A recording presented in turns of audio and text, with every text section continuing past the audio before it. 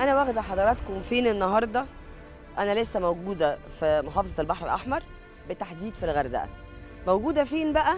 موجودة في ميناء الغردقة البحري.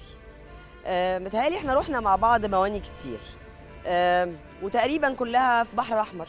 احنا رحنا سفاجة، رحنا نويبع، رحنا ميناء القرن العين السخنة. شفنا التطوير الحقيقي ومقدار التغيير اللي حصل في المواني دي. مش ممكن بقى ابقى موجوده في الغردقه وما اوريش لحضراتكم ايه اللي بيحصل هنا. ميناء الغردقه بقى حاجه تانية خالص. بقى حاجه مشرفه لينا كبلد، مشرفه للسياحه عندنا في مكان سياحي زي الغردقه. بقى موضوع مختلف خالص، ما ينفعش نبقى موجودين وما نقلش الصوره دي لحضراتكم. خليني اقول لكم الاول انه وده يمكن اللي حضراتكم عرفتوه معانا واحنا في المواني الاخرى قبل كده. احنا كان عندنا مشكله حقيقيه في المواني في مصر. كانت الناس بتعاني، سواء اللي بيجولنا من بره او سواء احنا كمواطنين لو عايزين نستفيد بهذه المواني ونسافر عن طريقها. كنا فعلا بمعنى الكلمه الحرفي في معاناه. ما كانش ينفع ده يبقى الوضع. احنا على اعتاب مرحله تانية.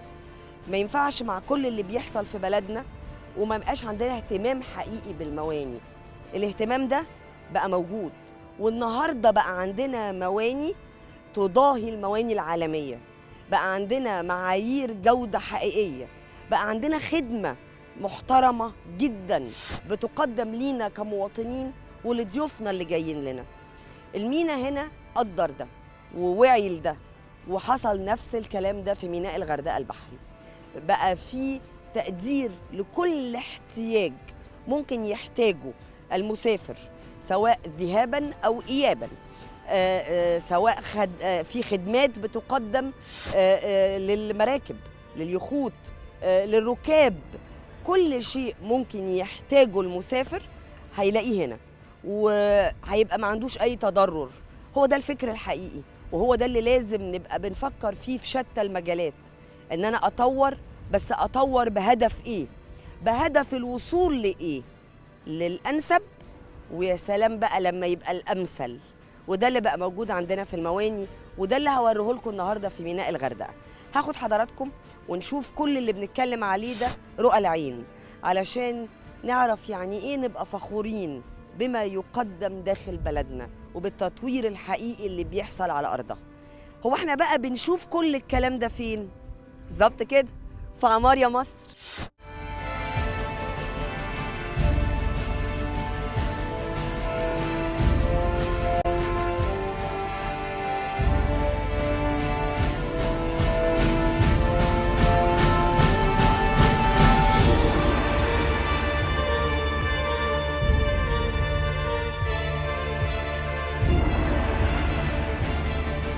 شرفنا الحقيقه يكون معانا لواء بحري سامح عبد العزيز، مدير عام ميناء الغردقه البحري. اهلا بحضرتك يا فندم. اهلا وسهلا بيكم، وتسمحي لي في الاول ان انا ارحب بحضرتك وكل طاقم العمل بالتلفزيون المصري. كلها مرحب بيكم بالغردقه وميناء الغردقه. سياده اللواء، خلينا نبدا في الاول ونقول احنا كنا ايه، عشان لما نقول احنا عملنا ايه نبقى عارفين الفرق. ميناء الغردقه البحري قبل التطوير وضعنا كان عامل ازاي؟ هو طبعا هنتكلم على الامكانيات والقدرات والطاقات الاستيعابيه اللي كانت موجوده قبل التطوير. لو هنقول على الطاقه الاستيعابيه كانت في حدود 250 الف راكب سنويا، بعد التطوير اصبحت 700 الف. بنتكلم على التوسيع اللي تم في الرصيف اللي احنا حضرتك بتقولي ان احنا مش ضعفنا، احنا تريبل 3 مرات بالظبط تقريبا. يعني هو مش الضعف، يعني ممكن نتكلم في ضعفين وثلاثه بالظبط. يعني 250 فبتكلم في 700 الف راكب سنويا. طبعا الكلام ده كله اصبح فيه زي ما حضرتك قلت كده في زياده في عدد الركاب اللي هي مسافرين او القادمين. بالتالي الرصيف اللي احنا واقفين عليه تم زياده الرصيف، كان 180 متر. أيوة. واصبح حاليا دلوقتي 333 متر، بالاضافه الى في 50 متر على الرصيف الجنوبي اللي هم ورا حضرتك دول. برضه بنقدر ان احنا نستقبل عليهم اليخوت واللانشات السياحيه اللي طولها صغير او الغاطس بتاعها صغير. طبعا كان الغاطس قبل كده قبل التطوير 6 متر، اصبح الان دلوقتي 10 متر.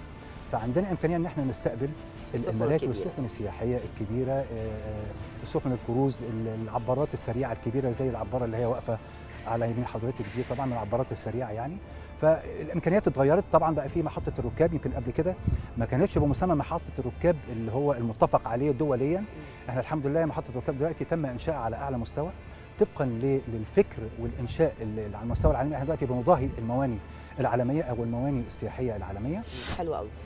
كنا بنتكلم حتى من شويه قبل ما نبدا تسجيل مع حضرتك، وبنتكلم انه في المواني البحريه بيبقى في انتظار اكتر للركاب، وده يمكن نظرا للعوامل الطبيعيه.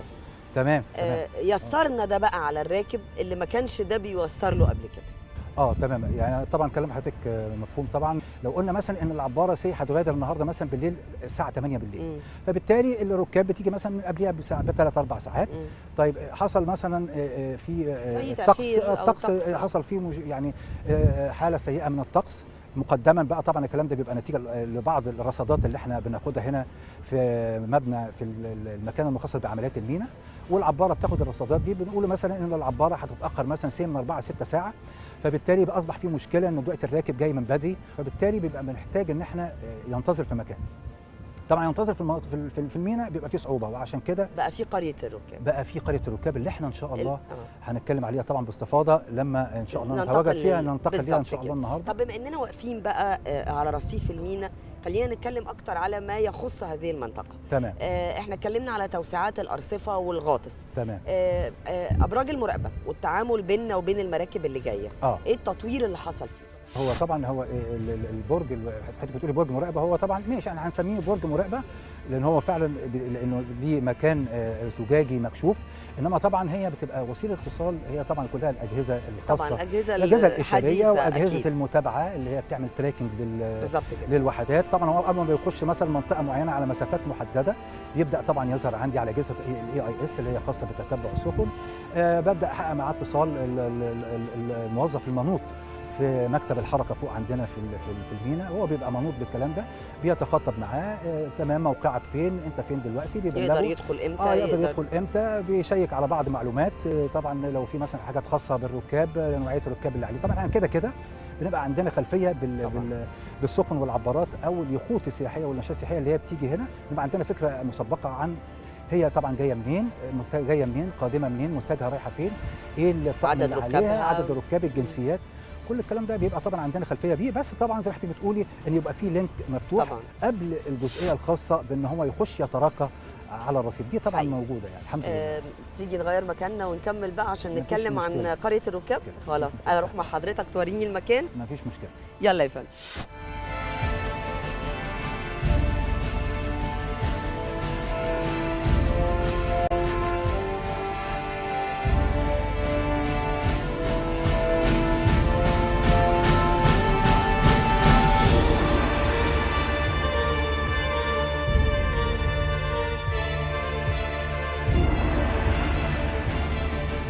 سيادة اللواء، يعني قبل ما ندخل بقى على قرية الركاب، بما اننا لسه واقفين على الرصيف، احب استوضح من حضرتك ايه الخدمات اللي بنقدمها للسفن، خدمات اللوجستيه عموما. تمام. اللي بنقدمها للسفن او اليخوت اللي بترسو عندنا.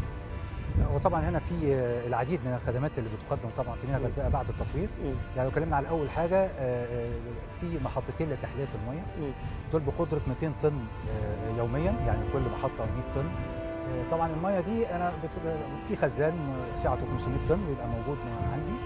الميه دي بتبقى موجوده فيه. طبعا الميه دي بستخدمها في كذا اتجاه.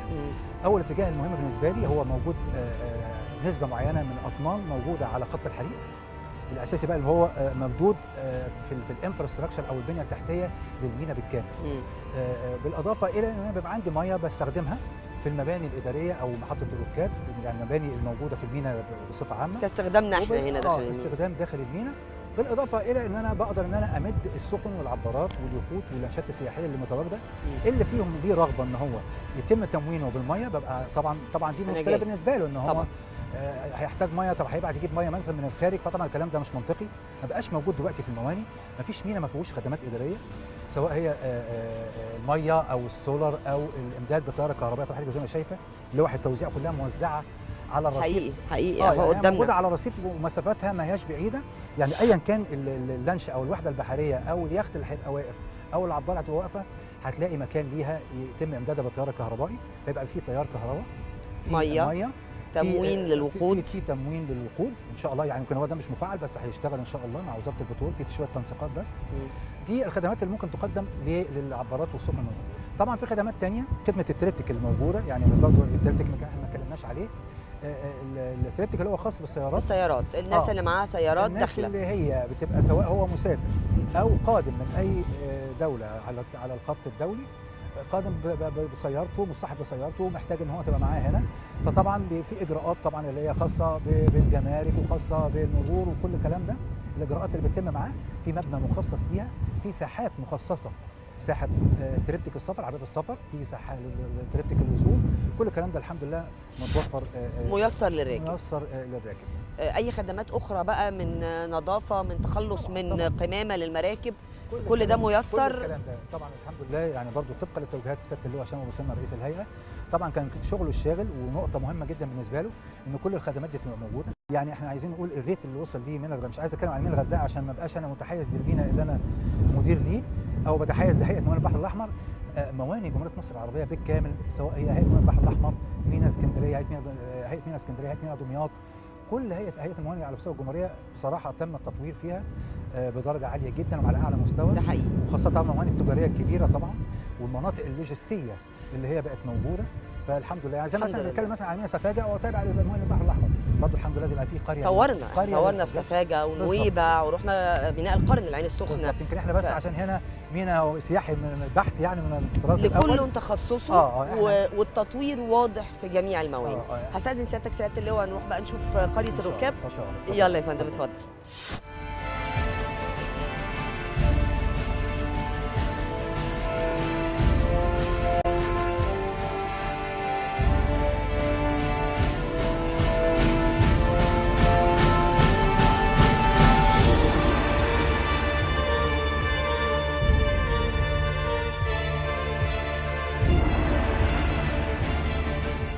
سياده اللواء، احنا وصلنا دلوقتي قريه الركاب. تمام. عايزه حضرتك تشرحها لي بالظبط وايه الخدمات اللي متوفره هنا، وهي ساعتها قد ايه؟ كام راكب ممكن يجي ينتظر هنا؟ طبعا احنا دلوقتي حاليا في قريه الركاب الجديده او محطه الانتظار التابعه لمينا الغردقه، هيئه موانئ البحر الاحمر، سيتي جيت ام 65. القريه طبعا تم انشائها، وكانت الغرض او التارجت الاساسي من انشائها هو ان يكون في مكان ينتظر فيه الركاب، لان حضرتك عارفه زي ما كنا اتكلمنا برضو في فقرتنا في المينا هناك، ان قد يكون في تاخير في وقت مغادره العباره، او الاجراءات ممكن تاخد وقت شويه هناك، خاصه هناك حضرتك عارفه برضو ان في سفر سيارات وكل الكلام ده. فقلنا ان احنا لازم نحل الموضوع ده، ان يكون في مكان ينتظر فيه الركاب لحين توقيت مغادره العباره او توقيت السفر. هنا القريه طبعا يعني على مساحه 23,000 حوالي 450 متر مربع. خلاص الحمد لله تم السوفت اوبننج للمكان. الافتتاح طبعا كان طبعا افتتاح التجريبي، وكان طبعا بتشريف السيد الدكتور هشام عرفات وزير النقل، والسيد المحافظ اللي احمد عبد الله، وسياده اللواء هشام ابو سلمى رئيس الهيئه. كل ده طبعا الحمد لله تم يعني، واحنا دلوقتي حاليا في المراحل النهائيه لتشغيل المكان. حضرتك شايف المكان تم انشاؤه بنسبه 100%. هرجع تاني، طبعا المبنى الاداري فيه 16 محل تجاري، في فندق مكون من 16 غرفه. ده المبنى الاداري. لو بصينا بعد كده بعد المبنى الاداري في محلات مطاعم تيك اواي، محلات بتقدم وجبات سريعه، 6 مطاعم، في 3 في الجنب الشمال هنا، وفي 3 تانيين على جنب اليمين. برضه في بسبقهم هنا عند المدخل واحنا داخلين منطقه العاب الاطفال، كيدز اريا، برضه خلصانه وجاهزه ان شاء الله. بعد كده في قدام حضرتك بقى الحته اللي هو في ظهري انا، ده جزء مسرح مكشوف. من ضمن الحاجات برضو اللي كان اهتم بيها سياده اللواء هشام، ان هو عايز يعني يعمل جو ترفيهي الى جانب فتره الانتظار الطويله اللي ممكن يقعدها هنا الراكب، يبقى كله موفر له. هو الانتظار هنا في مكان للانتظار؟ ما يعني ما انا لسه بقى جاي حضرتك في الكلام، ما انا بس داخل من البوابه واحده. يعني. اتفضل يا فندم. بعد كده في المنطقه بقى احنا بنسمي اللي هو الجزء اللي يخص، يعني يبقى خصوصيه تامه بموضوع الركاب، اللي هو بقى المكان اللي فيه مظله اللي هيبقى متواجد فيها الباصات اللي هي اللي هتنقل بقى الراكب بعد ما يخلص اجراءاته هنا، زي ما كنا اتكلمنا في المينا وقلنا ان هو خلص اجراءاته هنا مع المكتب السياحي، التيكت بتاعه بياكد الحجز، بياكد توقيت المغادره، كل الكلام ده. يعني افهم من كده ان هو عنده هنا احتمالين، يا اما او 3 احتمالات نقدر نقول، يا اما هيتوجه للمطاعم، يا اما هيتوجه لو الاقامه اطول للاوض اللي موجوده هنا كموتيل، يا اما هيبقى عنده ساحه انتظار يقدر يقعد فيها وينتظر فيها طبعا. برضو الى حين ميعاد مغادرته. بالظبط كده، بالظبط. حلو جدا. بالزبط. لما هيغادر هنا هيتوجه بقى لصالات الوصول او السفر ايا كان علشان يخلص باقي اجراءاته ويطلع خلاص بقى على الرصيف ويبقى كده خلاص. الاجراءات اللي احنا هنكمل بقى نستكملها ان شاء الله، اللي هي الخطوات اللي هيقوم بيها لغايه ما يحط رجله على العباره ويبدا بقى خلاص هيسافر يعني. حلو قوي. هناخد بقى مع بعض كده ونروح نتوجه للصالات اللي عندنا في المينا. يلا يا فندم اتفضل. شكرا.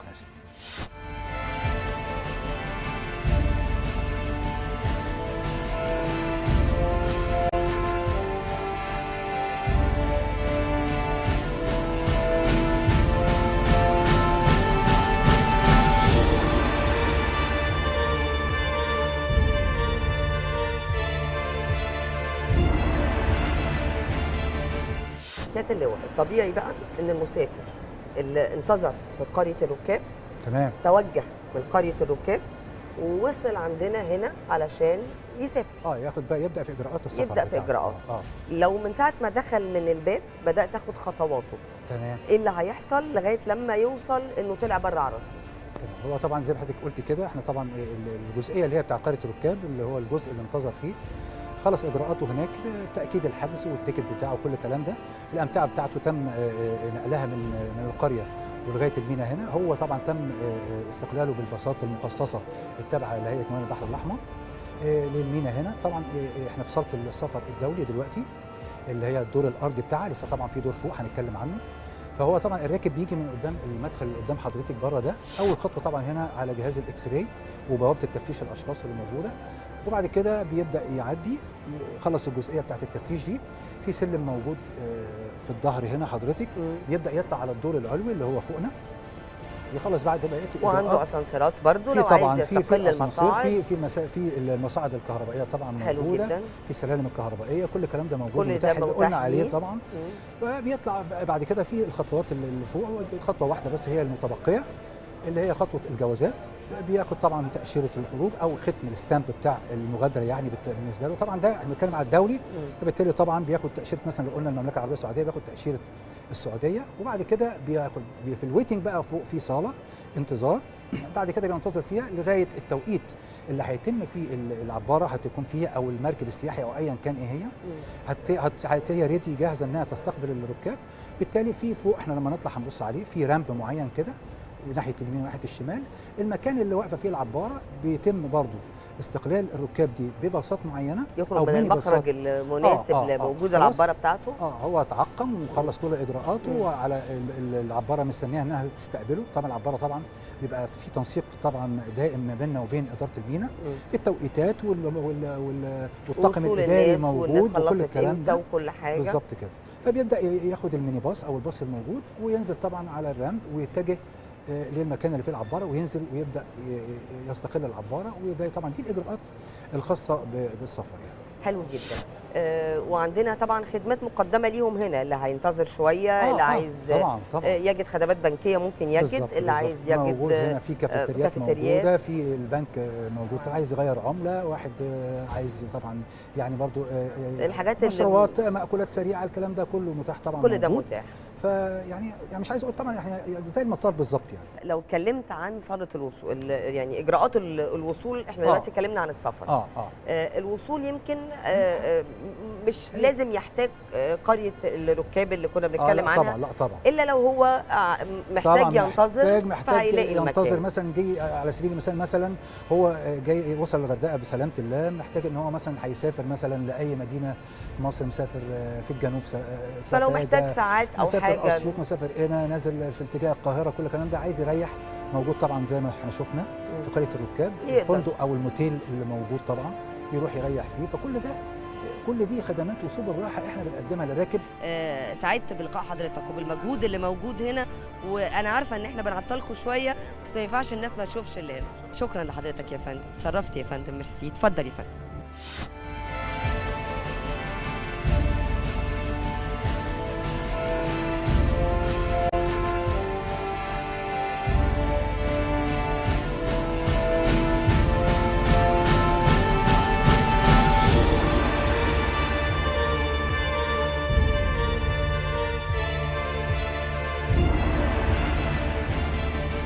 كنا موجودين مع حضراتكم النهارده في ميناء الغردقه البحري.